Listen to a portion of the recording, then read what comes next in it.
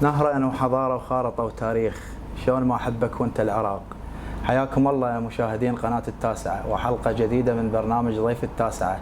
اليوم عابرين إلى محافظة النجف الحبيبة ويا الحبيب والجميل حيدر عباس. الحبيب حياك الله. حي أصلك الغالي. نوريت وشرفيت. نورك هذا عمي، نورك. وأدبناك اليوم ويانا. بخدمتك أنا. شكرا لحضورك. واجبي بخدمتك أنا. شلون هالدنيا معك حيدر؟ خير. ليش عندك مشاكل هواية؟ والله أخوي أنا زين بس الناس تحرش فيها. والله كل هاي الناس تحرش فيك؟ أخوي شو نسوي، هو هذا الناجح. يظل يقوم واحدة تجي الثانية. الله. إن شاء الله. بداية أريد أعرف شلون دخلت في التمثيل؟ بالبداية هي بدايتي ما كانت بالتمثيل. قطعا ما كان ببالي إنه أدخل وسط الفن نهائيا. بدايتي كانت على منصة يوتيوب كصانع محتوى جيمنج. فترتها كلاش اوف كلانز، غني عن التعريف. بيا سنة؟ 2015 14 15 بدايتها تقريبا بلشت على المنصة. بقيت على منصة يوتيوب حسنة 2019. طلعت من منصة اليوتيوب نهائيا من غير رجعة. تمام؟ انتقلت على منصات مواقع التواصل الاجتماعي. أقدر أعرف شنو سبب ابتعادك عن منصة يوتيوب؟ بما أنه أنت دخلت بقوة. دخلت بقوة، أنا بدايتها دخلت كلش بقوة، لكن صارت اكو مشاكل. أنا من النوع اللي أبدا ما أحب المشاكل، ما كان بي مشكلة أطلع من عنده أبد. فصارت مشاكل بيني وبين صناع محتوى، فاضطريت أطلع من المنصة، مو خوفا منهم، تجافيا من المشاكل. مشاكل بشنو يعني؟ بالعمل، بصناعة المحتوى. يعني نقدر نعرف أسمائهم؟ كنتوا جروب أنتم أو تيم؟ أي تقدر. أذكر لك اسمين من أسماء هواي، مثلا عندك سامر وحود، تحياتنا له. وعندك بيسان اسماعيل، هذول شخصين من هواي يعني غيرهم. يعني اكو ناس بمنصات مثل منصات يوتيوب، تيك توك، انستغرام، تمام، كل همه المشاهدات والارباح، ما يهم هذا صديق، هذا صانع محتوى، هذا من الوسط الفني اللي انا بي احترمه ويحترمني، ما عنده هذا الشيء نهائيا. زين، هذا سبب ابتعادك، يعني ما ترجع لمنصة يوتيوب؟ وحاليا من المستحيل وسابع المستحيلات بهذا الوقت ارجع، لانه حاليا المنصه سادت عليها، مع احترامي الكلام ما يتوجه للكل، بها هواي اطفال. يعني سابقا كان عندنا جروب على واتساب عفوا، جروب على واتساب نشتغل به. يعني اليوم انا بصور حلقه، استاذ علاء ترى عندي ايش حلقه راح اصورها، شنو رايك؟ هاي الصوره مالتها تجي وياي ما تجي؟ لا والله مثلا عندي شغل طبيعي. صحيح. لكن اليوم اتحداك، تمام، نزل ستوري بحسابك، يا جماعه الخير باكر راح انزل كذا حلقه، ساعتين مو هواي، تلقى صديقك او اللي يصور وياك او اللي بالفريق مالتك ماخذ الفكره يجيب بها مشاهدات، واحد صار على الظهر الثاني. زين، يمتى نشوف حيدر باليوتيوب مستقبلا ترجع اليوتيوب؟ مستقبلا اي ارجع، لكن حاليا مستحيل، لانه سادت، قلت لك سادت على هاي المنصه الاطفال، واي صارت بها اطفال. مشكله عندك وياه تمام وسوء فهم، ما تقدر تقعد تسولف وياه، يظل يطفر بالحكي، لو تصير دراما وانت صعدت على ظهر فلان وفوضى، تصير هوسه. زين، شنو سبب هذا الشيء؟ هذا الشيء بالبدايه يعني اعتبره انا بالنسبه لي كتخلف، وجهه نظري كتخلف. اثنين، ذكرت لك اياها قبل سلفا، انه يريد يصعد مشاهدات باي طريقه، يطلب صاحبه يصعد مشاهدات. من هذا الباب هيك يدخل عقبه. للاسف اليوم هذا الشيء كثير موجود، متواجد، صار متعارف عليه. صحيح. ماشي. حيدر، منو صاحب الفضل عليك؟ بس الله ونعم بالله. منو ساعدك؟ منو اللي خلاك تدخل اليوتيوب؟ بصراحه المساعده اجتني من مجموعه اشخاص، اولهم اخوي، تحياتنا له. تحياتنا طبعا على عباس اللي دائما يجيب لي اسمه، وعبد الله حسين اللي هو ابن عمي، تمام، وشخص كان شجعني اللي هو لليوم صديقي، سجاد رسول. طبعا تحياتي الى سجاد رسول، لليوم الولد على التواصل واشوفه كل يوم. طبعا حيدر عباس الكثير ما حد يعرفه انه هو يكون اخوك، ودخلت بالتمثيل وصار تهجم عليك. واي شنو هذا التهجم؟ التهجم اجى من ناس مو عقلانيين نهائيا. تهجم انه هذا الشخص من اللي جاي طلع وياك، تطلع حلوين وياك، مع احترامي طلع حلوين من هذا الكلام. يا جماعه الخير ترى هذا الشخص علي عباس اخو حيدر عباس، للاسف لا حياه لمن تنادي. وهذا السبب اللي خلى المنصه، ما اتكبر واقول هيك، لكن المنصه فقدت علي عباس، فقدتها بسبب هذا التهجم اللي صار. بالمستقبل نقدر نشوف علي عباس يمثل وياك؟ إن شاء يرجع؟ ان شاء الله اكو عمل على هذا الموضوع بالتوفيق ان شاء الله. الجميع. حيدر، اليوم انت كثير المشاكل مع مشاهير، ما سبب هاي والله انا ما عندي مشاكل كثير بيها، حباب ما عندي شيء، بس الناس تتحرش فيها. قلت لك انا المشكله من هنا اروح هنا، ما احب المشاكل ابد، ولا الاخذ ولا العطاء. يعني كل الناس تتحرش بيك؟ والله هي مو كلها، بس اكو ناس تحرش بيها هواي. انت على علم بهذا الموضوع، كلش يتحرشون بيها، يردني بس ارد عليه، بس يريد ارد عليه، بس ما راح يحصل هذا الشيء ابدا. يعني حتى عندك اكثر من 3 حسابات او 4 حسابات تبندن، شو نسوي؟ الحمد لله. يحلم ارد عليه، يحلم ويعرف نفسه كل زين، او يعرفون نفسهم اذا صح التعبير. زين، شنو سبب خلافك ويا ياسر حيدر؟ ياسر حيدر، طبعا هذا السؤال هو يتكرر عليه، ما صرحت عنه، اول مره راح اصرح عنه. تمام. ياسر حيدر شخص تعرفت عليه كصديق، اوكي، فطلعت له بالستوريات، كان حسابه بها 800 او 600 متابع، هم مو ذاك المتابعين، هم كله وهمي كان. طلعته ويا الولد وطلع بستوريات وضحك، وما طلعت حلقات، بس ستوريات وضحك. صعد حسابه 16,000، صعدت الولد، صار شكله معروف باليوتيوب، تيك توك، انستغرام، مواقع التواصل الاجتماعي بشكل عام، حتى على فيسبوك. يعني انت صاحب الفضل على ياسر، تقدر تقول هيك. تمام. لكن بيوم وليله اختلف الولد. يعني قلت لك كنت نايم، اوكي، قعدت لقيت انستغرام محروق حرق كله تاقات شكو. طبيت اقلب ياسر حيدر، ياسر حيدر، شوف ياسر، وجه لك اتهامات، اشكال، هواي اتهامات توجه لي. شنو رد فعلك على الاتهامات اللي وجهها؟ يعني خليني اقول لك بالبدايه، من دخلت عليه لقيته مبلكنا هو، في سبيل ما اشوف الاتهامات اللي سواها. بس انت وانا نعرف انه كلنا عندنا حسابات برايفت. تمام. دخلت عليه وشفته، شفت الاتهامات. حيدر عنده بنات، حيدر اعماله كلها مسروقه، حيدر يتفق ويا ناس يروجوا له، حيدر حيدر حيدر، من هذا الكلام. وهو يوجه اتهامات. طلعت بستوري واحد فقط، لا اتهمته ولا حكيت، اللي قلته كل الحب والاحترام ياسر حيدر. اي شيء بذر من ياسر حيدر انا ما مسؤول عنه بعد. ياسر ما تابع لي ولا الفريق. يعني ما ترجعون سوا؟ من سابع المستحيلات تشوفني في يوم من الايام اصافحه، مو يرجع وياه. هيك بشر اللي ويا البشر موقف واحد فقط. طبعا تحياتنا له وحق الله يوفقه ان شاء الله. مقفول له. نروح فاصل. نروح فاصل، ليش لا؟ احبتي فاصل قصير راجعكم. لأول مرة في العراق الإعلام الرقمي بين يديك، وفق المواصفات والدقة العالمية المتناهية للإعلام الرقمي، فائق الجودة، يوصلك الإعلان بأقل من ساعة، ويسجل باستوديوهات رقمية وبأصوات احترافية. يلا الآن اطلب الخدمة وتواصل ويانا عبر الأرقام التالية. احبتي رجعنا بعد هذا الفاصل القصير. حيدر نوريت وشرفت مرة نورك، ثانية. هذا صار علاء يا حبيبي. حيدر، شنو أعمالك الجديدة؟ ان شاء الله مو هذا رمضان القادم يكون عندي 4 اعمال. بعيدة لكن تحتاج تعب، لهذا السبب تعب بها هواية. صحيح. أنا وعلي الرئيس إن شاء الله. تحياتنا لك وتحياتنا على الرئيس كبير علاوي. بالتوفيق إن شاء الله. وفق الجميع إن شاء الله. حيدر، وصلني رسالة.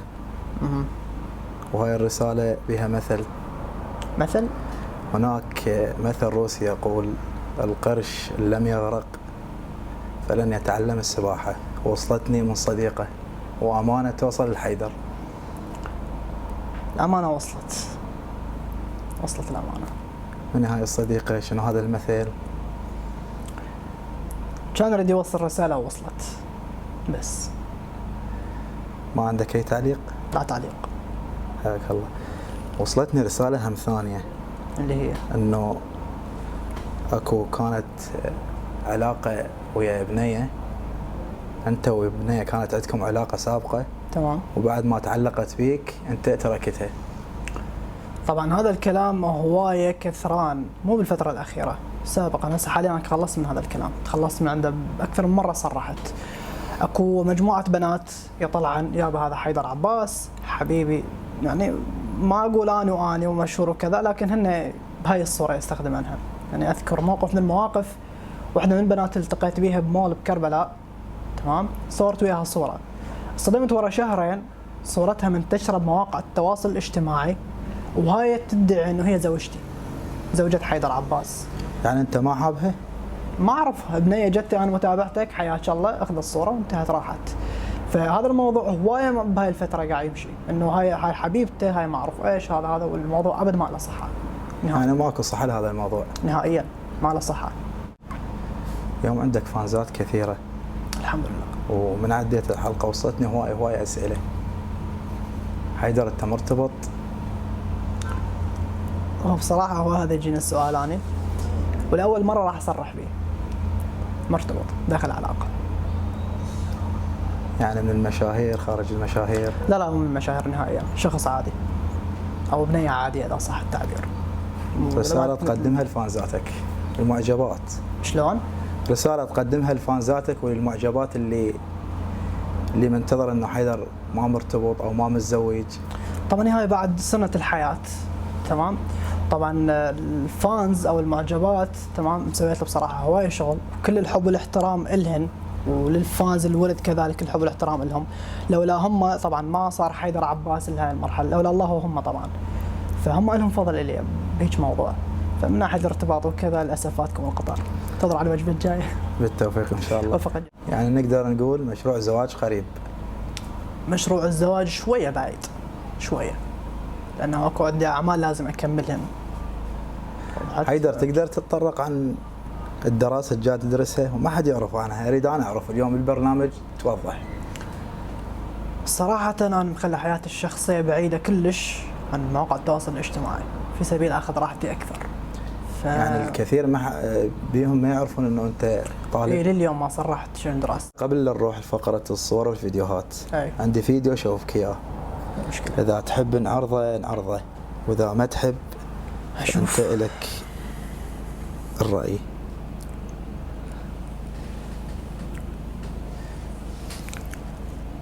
قبل كل شيء الفيديو حقيقي؟ الفيديو منين وصلك؟ وصلنا الفيديو. حاشا غيرك؟ لا بس أنا. مبدئيا الفيديو ما له صحة. 1 2 هو يعتذر من عندك الفيديو ما يقدر أعرضه. مين عرض هذا الفيديو؟ تمام بس الفيديو حقيقي؟ لا ما له صحة، لكن إذا انعرض مشكلة العرض يسبب لغط، وأنا سلفا وقلت لك ما أحب المشاكل أبد. لك. نروح لفقرة الصور والفيديوهات. يلا بيها نروح. أحبتي فاصل قصير وراجع لكم.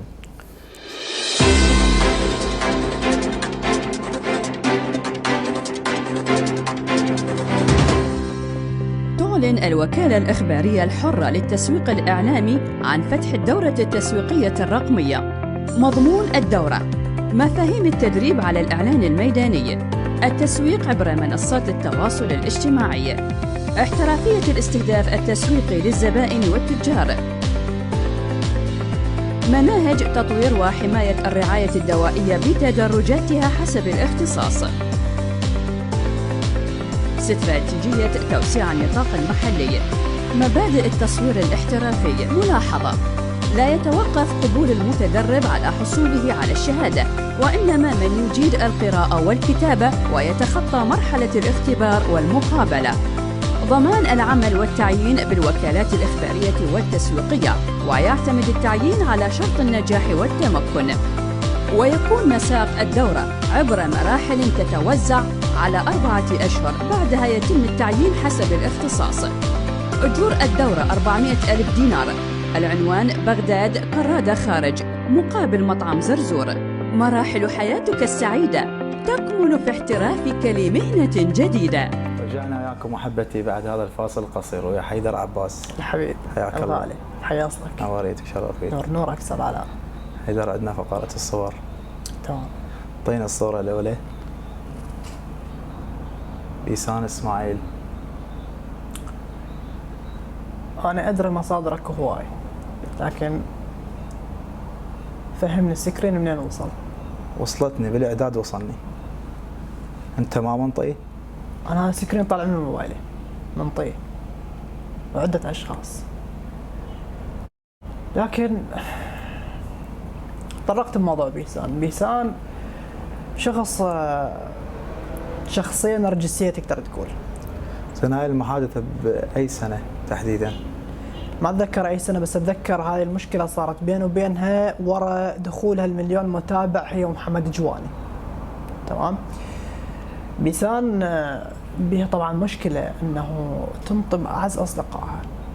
اهم شيء عندها صورتها تظل نظيفة، ما تضحي بكم شغلة معينة في سبيل تبقى ايدها بايد الشخص اللي وياها ويصور وياها. بعدها تترك الكل، اهم شيء تطلع هي بصورة نظيفة.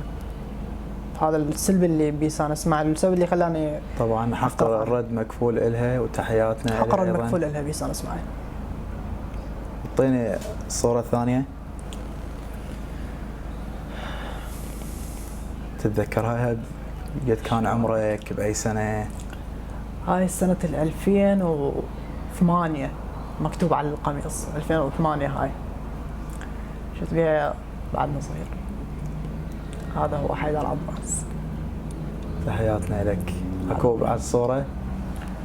هاي هسه انت الصغير ولا الكبير؟ الكبير عمي سجاد الحجام، حاليا قارئ حسيني. تحياتنا له. تحياتنا له طبعا للعم سجاد. اوه احمد البشير. طبعا هذا الشخص الوحيد اللي ما نصحك تحرش فيه. لا انا ما اتحرش فيه، بس بدي اعرف شخصيتك بالاعلامي احمد البشير. طبعا احمد، طبعا انتم هاي الصورة اخي يحكي على سيف نبيل على ملابسه هو اضرب من عنده.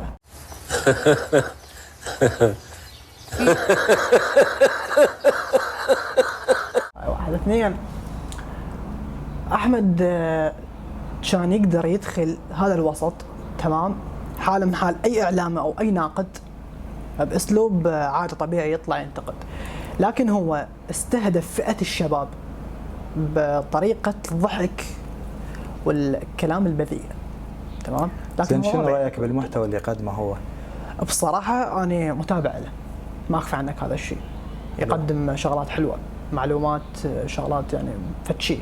لكن هو السلب الوحيد اللي بيه كثرة الطوطات، يعني شوية لو بس لسانه، يعني استاذ احمد لسانك شوي. طبعا تحياتنا اليه. تحياتي للاستاذ احمد، طبعا حق الرد مكفول للاستاذ احمد. اي شخص. عندنا فيديو، طلعنا الفيديو لو الاول. حق الله بعشق صداق ما خون، لو ان تمطر غدر على الراس ما خون، جيران العصر طبعا صوت مرتضى أركان. كبير مرتضى أركان. طبعا تحياتنا للأخو مرتضى أركان. هذا الفيديو يمتى تتذكره؟ هذا الفيديو بداياتي الوسط الفني سنة 2019. حلو. أول فيديو صورته على منصة تيك توك هو هذا الفيديو. زين ايش حقق من مشاهدات هذا الفيديو؟ بوقتها ما حقق مشاهدات هواي. يعني كان هذا الفيديو انطلاقة حيدر عباس؟ انطلاقه كبداية اي، أول ظهور إلي بالكاميرا اي، بدايتي هذا بي. وبديت من بعدها استمريت بالتصوير ومشى وضعي. كل التوفيق للجميع ان شاء الله. فيديو بعد ثاني اعطيني. طيب حاب 6 ادخل وزار كل ما فرق زين انا الحين لو بدا عمي انت حقيقة خويا طايحة ب6 وداخله وزاره. وين كنتي طول السنه كلها 6؟ اسلم واحد. واحدة من المتابعين، واحدة من المتابعين كنت منزل بها كويستشن مال مشاكلكم، فقلت له انه انا طايحة ب6 مواد ادخل وزاره لو لا. فهنا انهاريت. طبعا مو تنمر، طبعا تحيات المتابعه اللي كتبت هذا الكومنت. طبعا ما كان تنمر، هي ضاجت بوقتها يمكن دزت لي كومنت انه مو تنمر، لكن يعني انفجرت مو اكثر. فكل الحب والاحترام لك، لها الكلام هذا مثل الكومنت مالتها. تحياتنا لك، نوريت وشرفت. نور نورك استاذ علاء. وقبل ما نختم عندي ورقه وقلم. اي ذكرى تحب تكتبها للبرنامج؟ تمام.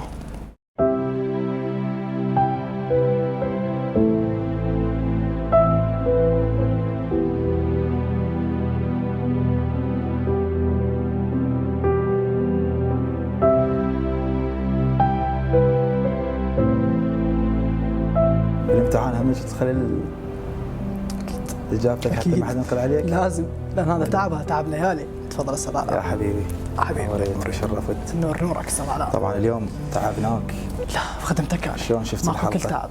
طبعا برنامج كلش حلو، وان شاء الله بالتوفيق، وان شاء الله من اعلى الى اعلى. بالتوفيق وانت تستحق. الجميع. كلمة لمتابعينك وللبرنامج. طبعا بداية أبدأ بمتابعيني. طبعا بفضل الله وفضلهم ما وصل حيدر عباس لهاي المرحلة، وما كان قدر يستمر نهائيا لولا الله ودعمكم. وإن شاء الله بدعمكم مستمرين ومن الأفضل للأفضل بعون الله. وانتظرونا قريبا برمضان القادم، أكون إن شاء الله أعمال راح تعجبكم وتعجب الكل. وبالنسبة للبرنامج، يعني برنامج بصراحة هواية عجبني، وإن شاء الله بالتوفيق لكم للكادر الفني. شرفت يا حبيبي. نور نورك بعد عمري. كلمة أخيرة قناة التاسعة كاملة للكادر. طبعا بالبداية تحياتي الكادر قناة التاسعة كله، وأتمنى لهم التوفيق، وبرنامج أروع ما يكون، الإعداد مالته والتصوير وكل شيء متكامل البرنامج. أنت تستحق. فيا رب أشوفه من أفضل البرامج لهاي السنة أو السنة القادمة. يا حبيبي شرفت فيك اليوم. لي الشرف الغالي. إلى هنا وتنتهي حلقتنا لهذا اليوم، انتظرونا في حلقات قادمة في أمان الله وحفظه.